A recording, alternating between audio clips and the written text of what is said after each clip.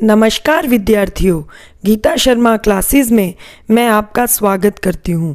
आज मैं आपके समक्ष क्षितिज भाग 1 में माखनलाल चतुर्वेदी द्वारा रचित कविता कैदी और कोकिला लेकर उपस्थित हूँ। कविता की शुरुआत से पहले हम कवि माखनलाल चतुर्वेदी के जीवन पर एक नज़र डालेंगे। पंडित माखनलाल चतुर्वेदी की ख्याति एक लेखक, कवि और वरिष्ठ साहित्यकार के रूप में है, लेकिन वो एक स्वतंत्रता सेनानी भी थे। इनके अलावा उनकी पहचान एक जागरूक और कर्तव्यनिष्ठ पत्रकार की भी थी। इस वजह से उनके नाम पर पत्रकारिता को समर्पित एशिया की पहली university Makhanlal Chaturvedi national university of journalism and communication का नाम रखा गया। माखनलाल पंडित जी के नाम से भी विख्यात हैं। माखनलाल चतुर्वेदी को ब्रिटिश राज के दौरान स्वतंत्रता के लिए चलने वाले विभिन्न आंदोलनों में दिए योगदान के कारण आज भी याद किया जाता है। इनके अलावा इनकी रचनाएं पुष्प की अभिलाषा और हिम तरंगिनी आज भी उतनी ही प्रसिद्ध है जितनी उस समय थी जब इनकी रचनाएं हुई थी। वो भारत के स्वतंत्रता के लिए कई बार जेल भी गए, लेकिन स्वतंत्रता के बाद उन्होंने सरकार से कोई भी पद लेने से मना कर दिया था। वो स्वतंत्रता से पहले और बाद में भी लगातार कई समय तक सामाजिक अन्याय के विरुद्ध अपनी कविताएं लिखते रहे और महात्मा गांधी के द्वारा दिखाए सत्य अहिंसा के मार्ग पर चलते रहे। उनकी कविताओं में देश के प्रति समर्पण और प्रेम को देखा जा सकता है। प्रस्तुत कविता कैदी और कोकिला में अंग्रेजी शासन में स्वतंत्रता प्राप्ति के लिए किए जाने वाले प्रयत्नों के कारण कवि को जेल की कोठरी में बंद कर दिया गया। आधी रात के समय किसी कोयल की कूकने की आवाज़ को सुनकर कवि को ऐसा एहसास हुआ कि कोयल भी पूरे देश को एक कारागार के रूप में देखने लगी थी, इसीलिए वह आधी रात में चीख उठी थी। तो कविता की शुरुआत करते हैं हम। क्या गाती हो, क्यों रह रह जाती हो, कोकिल बोलो तो, क्या लाती हो, संदेश किसका है, कोकिल बोलो तो। यहाँ पर इन पंक्तियों में कवि कोयल को संबोधित करते हुए कहते हैं कि हे काली कोकिल, कोकिल किसको बोलते हैं? कोयल को। कि हे काली कोयल, तुम क्या गाती हो, कुछ कूक कर तुम फिर चुप हो जाती हो। मतलब पहले तो बोलती हो, कूकती हो और उसके बाद तुम चुप हो जाती हो। तुम अपनी पूरी बात इस तरह क्यों नहीं कह पाती, क्यों रह रह कर तुम कूकती रहती हो। क्या लाती हो, संदेश किसका है, कोकिल बोलो तो। अरे कोयल बोलो तो, तुम अपने साथ किसका संदेश लाई हो, तुम किसकी बात सुनना चाहती हो। ऊंची काली दीवारों के घेरे में, डाकू चोरों बटमारों के डेरे में। इन पंक्तियों में कवि कहते हैं कि भी मैं तो कारावास की इन ऊंची ऊंची काली दीवारों के घेरे में बंद हूँ, जहाँ पर डाकू चोर बटमार, बटमार का अर्थ होता है जो राह चलते लोगों को ठगने का कार्य करते हैं, उनको बोला गया है बटमार। कि भाई जहाँ पर जिन जेल की दीवारों के अंदर जो बंद हैं, कौन कौन बंद हैं? डाकू चोर बटमार जो बंद हैं, मैं उनके साथ वैसे ही जेल में बंद हूँ। जीने को देते नहीं पेट भर खाना, मरने भी देते नहीं तड़फ कर रह जाना। जेल के जो अधिकारी हैं ना, वो जीने के लिए आवश्यक खाना भी उन कैदियों को जो जेल में बंद हैं, जेल में बंद उन कैदियों को आवश्यक खाना भी नहीं देते। पेट भूख के कारण उनका हमेशा क्या होता है? खाली ही रहता है। ये ना तो हमें जीने देते हैं और ना ही मरने देते हैं, हम तड़फ कर रह जाते हैं। जीवन पर अब दिन रात का कड़ा पहरा है, शासन है या तम का प्रभाव गहरा है। इन पंक्तियों में कवि कहते हैं कि हमारे ऊपर दिन रात कड़ा पहरा रहता है। यह अंग्रेजी शासन की व्यवस्था है, यह अंग्रेजी शासन की व्यवस्था है। या तम का मतलब होता है अंधकार, यानी कि जो अंग्रेजी शासन की व्यवस्था थी उसको अंधकार कहा जाता है, मतलब क्योंकि उसमें जीवन अंधकारमय रहता था ना। तो ये अंग्रेजी शासन की व्यवस्था है या अंधकार का गहरा प्रभाव है, कुछ भी अभी समझ में नहीं आता। हिम कर निराश कर चला रात भी काली, इस समय कालिमा मई जगी क्यों आली। हिमकर का अर्थ होता है चंद्रमा। क्या होता है? चंद्रमा। निराश कर चला रात भी काली, जो चंद्रमा है यानी कि हिमकर का क्या अर्थ होता है? चंद्रमा। आकाश में जो कुछ समय पहले चंद्रमा दिखाई दिया था वह भी अब क्या हो गया? निराश होकर चला गया है। बस क्या हो गया? इस समय रात पर गहरा अंधकार, कालिमामय का अर्थ होता है अंधकारमय, काली यानी अंधकार छाया हुआ है। कहाँ पर? किस पर? रात पर। रात पर गहरा अंधकार छाया हुआ है। इस अंधेरी काली रात में तुम मेरी सखी स्वरूप, सखी किसको कहा है? आली को। आली कौन है यहाँ? सखी। सखी किसको मानते हैं? कोयल को। तो यहाँ पर कवि कहते हैं उस कोयल जो जिसको अपनी सखी मानते हुए कहते हैं कि हे मेरी सखी रूपी कोयल, तू अब तक क्यों जाग रही हो? जरा बता कि तुझे किस कारण नींद नहीं आई है। क्यों हूक पड़ी वेदना बोझ वाली सी, कोकिल बोलो तो। क्यों हूक पड़ी? हूक पड़ना, हूकने का अर्थ होता है चीखना, कूकना। तो इन पंक्तियों में कवि कहते हैं, कवि कोयल से पूछते हैं कि अरे कोयल, तू अचानक क्यों कूक पड़ी? क्यों हूक पड़ी मतलब कूक पड़ना, क्यों चिल्ला पड़ी? क्या कोई पीड़ा का भाव तुझे बोझ तले दबा रहा है? तू बता तो सही कि वह क्या है। क्या लुटा मृदुल वैभव की रखवाली सी, कोकिल बोलो तो। मृदुल वैभव, मृदुल का अर्थ होता है कोमल, वैभव का अर्थ होता है शानो शौकत। कवि कहते हैं तेरा क्या लुट गया है और तुझे किसने लूट लिया है? मृदुल वैभव की रक्षा करने वाली जैसी कोयल तुम बताओ तो सही। क्या हुई बावली अर्धरात्रि को चीखी, कोकिल बोलो तो। क्या हुई बावली, बावली का अर्थ होता है पागल, अर्धरात्रि आधी रात में। अब यहाँ कवि कहते हैं कि क्या तुम पागल हो गई हो जो आधी रात के समय इस प्रकार जोर से चीख रही हो?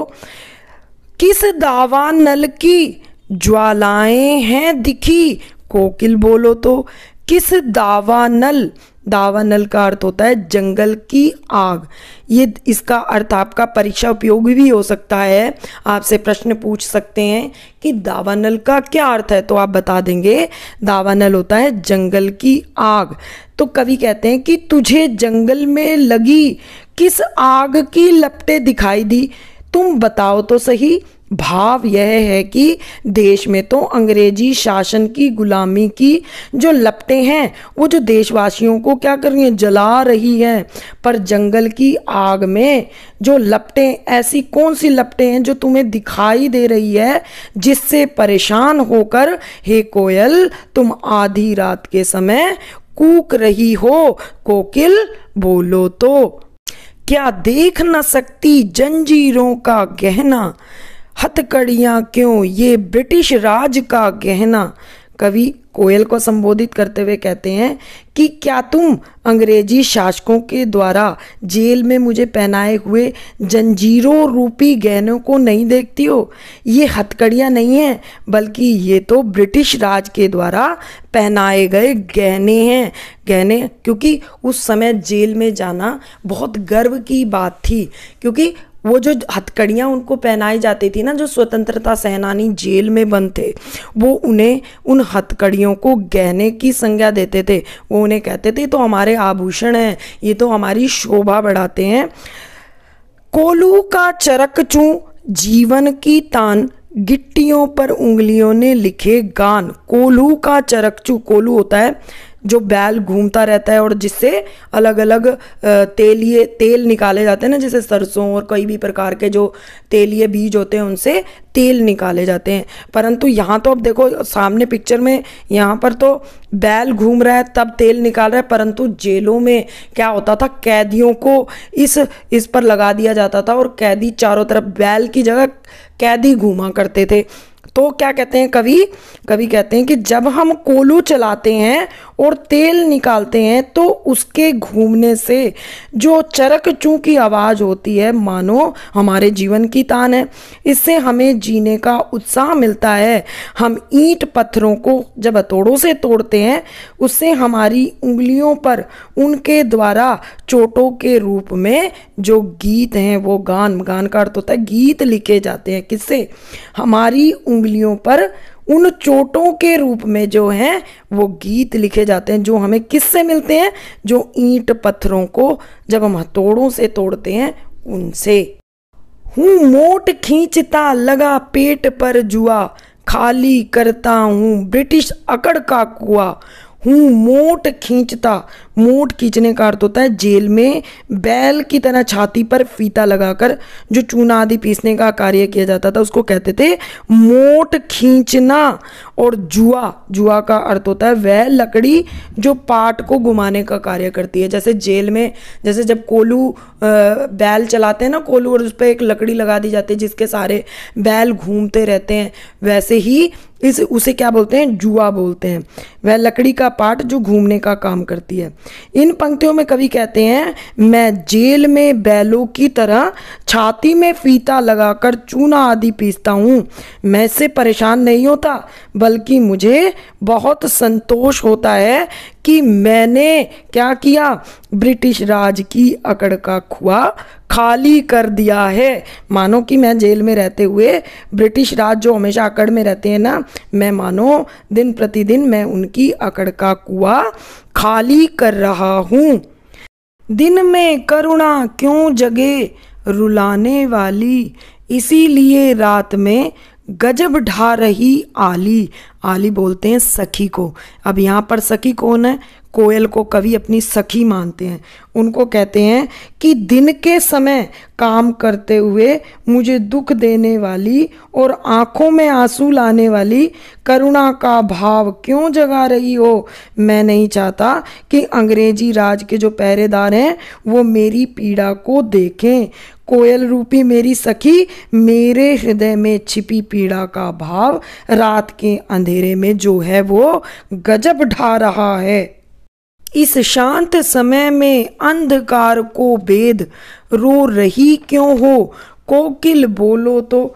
कवि कहते हैं अरी कोयल तुम बताओ कि अंधेरे को बींद कर इस शांत समय में तुम क्यों रो रही हो।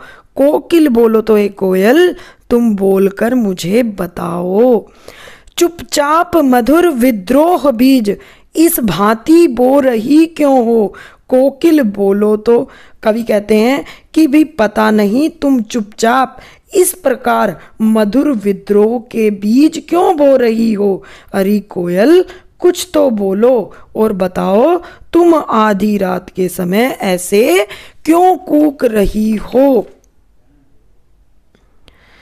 काली तू रजनी भी काली, शासन की करनी भी काली, काली लहर कल्पना काली, मेरी काल कोठरी काली। इन पंक्तियों में कवि कहते हैं कि हे कोकिल तू काले रंग की, काली तो कोकिल कैसी होती? कोकिल मतलब कोयल। कोयल कैसे रंग की होती है? काले रंग की होती है। कवि कहते हैं कि कोकिल तू भी काले रंग की हो, और यह जो रजनी है, रजनी किसको बोलते हैं? रात को। और ये जो रात है यह भी काली है और अंधेरी मई है। शासन की करनी भी काली, और जो शासन, अंग्रेजी शासन व्यवस्था है ना, उनकी जो करनी है, उनके जो अत्याचार पूर्ण कार्य हैं वो भी कैसे हैं? वो भी काले हैं। मेरे मन में उत्पन्न होने वाली जो कल्पनाएं हैं, कवि कहते हैं जो मेरे मन में जो उत्पन्न होती हैं कल्पनाएं, वो कल्पनाएं भी कैसी हैं, काली हैं, तथा सारे वातावरण में भी जो क्या है, निराशा छिपी हुई है। मेरी काल कोठरी काली, टोपी काली, कमली काली, मेरी लोह श्रृंखला काली, पहरे की हूँ कृति की व्याली, तिस पर है गाली ए आली। मेरी काल कोठरी, जिस काल कोठरी में मैं बंद हूँ वो भी काले रंग की है। टोपी काली, और जो मैं टोपी पहनता हूँ वो भी काले रंग की है। कमली काली, कमली का अर्थ होता है कंबल, जो मैंने कंबल लिया हुआ है वो भी काले रंग का है। मेरी लोह श्रृंखला काली, मैंने जो लोहे की जंजीरें जिनमें मैं बंधा हुआ हूँ वो भी काले रंग की है। पहरे की हूँ कृति की व्याली, जो जेल के पहरेदार हैं वो व्याली, व्याली किसको बोलते हैं, सरपनी को। जैसे हुंकृति, हुंकृति का मतलब होता है हंकारे भरना, जैसे जो जेल के पहरेदार हैं वो व्याली यानी सरपनी की तरह हुंकारे भरते रहते हैं कि हे कोयल रूपी मेरी जो सखी हो, आली मतलब सखी, हे कोयल रूपी सखी, वे पहरेदार इस पर भी मुझे गालियां देते रहते हैं, वो हमेशा कड़वा और भद्दा बोलते रहते हैं। इस काले संकट सागर पर मरने की मदमाती, कोकिल बोलो तो। इस काले संकट सागर पर, कवि कहते हैं देश की स्वतंत्रता रूपी इस काले संकट सागर पर मरकर इसे आजाद करने की मदमाती इच्छा हमारे अंदर हमेशा जागृत होती रहती है। अपने चमकीले गीतों को क्यों कर हो तैराती, कोकिल बोलो तो। अरे कोयल तुम बताओ कि इस अंधेरी रात में अपने चमकीले गीतों को क्यों तैरा रही हो, सब दिशाओं में कूक कूक कर क्यों फैला रही हो। अरे कोकिल, अरे कोयल तुम बोलो तो। तुझे मिली हरियाली डाली, मुझे मिली कोठरी काली, तेरा नभ भर में संचार, मेरा 10 फुट का संसार।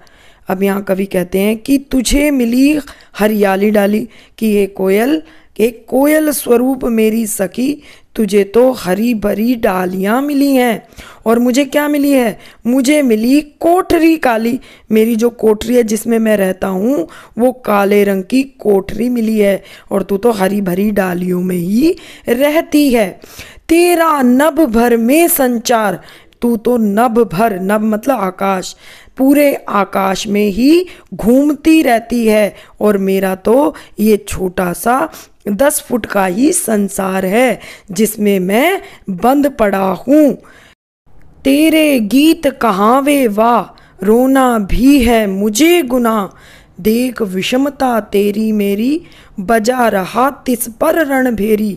हे कोकिल, जब तुम गीत गाती हो, तुम्हारे गीत गाने पर, तुम्हारे कूकने पर सभी तुम्हें वाह वाह करते हैं, परंतु जब मैं दुख में भरकर रोता हूँ तो उसे गुनाह माना जाता है। जरा तू अपनी ओर मेरी विषमता को देख, हम दोनों में कितना अंतर है। मेरा मन तो देश की आज़ादी प्राप्त करने के लिए मानो रणभेरी बजा रहा है। इस हुंकृति पर अपनी कृति से और कहो क्या कह दूं, कोकिल बोलो तो। इस हुंकृति, हुंकृति का अर्थ होता है हुंकार, कृति, कृति का अर्थ होता है रचना। कवि कहते हैं मैं अपने मन से उत्पन्न होने वाली हुंकार पर अपनी कृति अर्थात अपनी रचना से और क्या उसको मैं प्रदान करूं। अरे कोकिल तुम बोलो तो। मोहन के व्रत पर प्राणों का आसव किस में भर दूं, कोकिल बोलो तो। मोहन यहाँ पर मोहनदास करमचंद गांधी अर्थात जिन्हें हम महात्मा गांधी के नाम से भी जानते हैं उनके लिए कहा गया है। मोहन के व्रत पर, जो मोहनदास करमचंद गांधी है जिन्होंने देश की स्वतंत्रता के लिए जो व्रत लिया था, उसे मैं किसके प्राणों में रस के रूप में भर दूं?